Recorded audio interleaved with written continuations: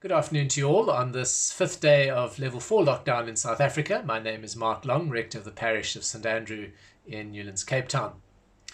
Today's Eucharistic readings again come from the book of Acts and the Gospel of John in the New Testament. In the book of Acts we hear about some of the disciples who had been driven out of Jerusalem during the persecution that followed on Stephen's stoning. They've headed north.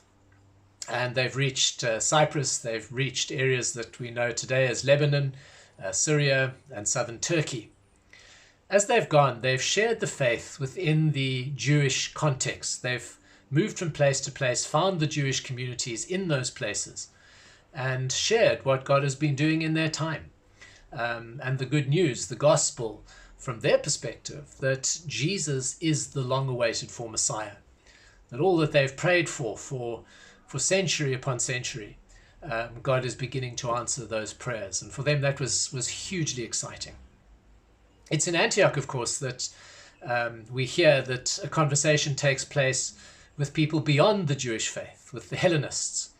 And these Hellenists embrace what the disciples are sharing. They embrace the faith as they hear it, Jesus, Messiah. And it's interesting that it's in Antioch that the early disciples are first known as Christians, a term that for us today defines a whole faith, the whole Christian faith.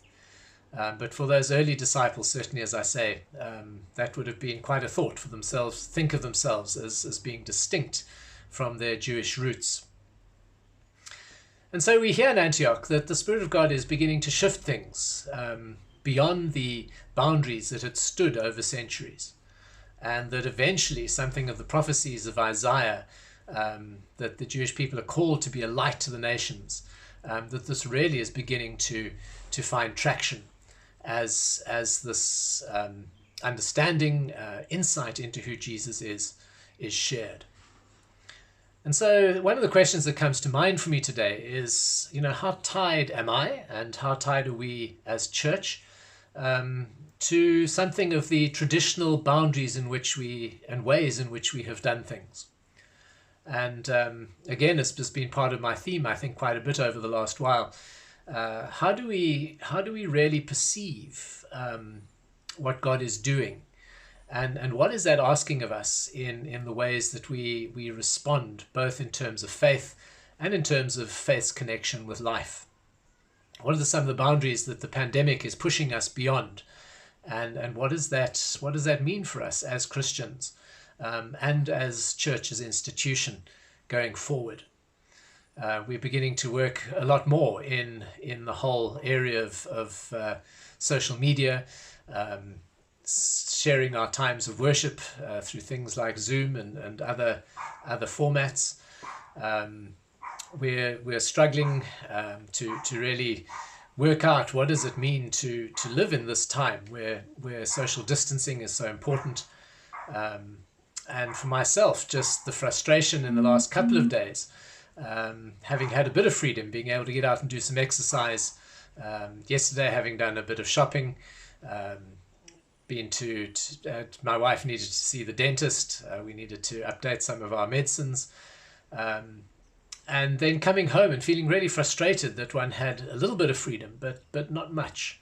That one still has to come home and actually deal with people from behind screens and in other ways.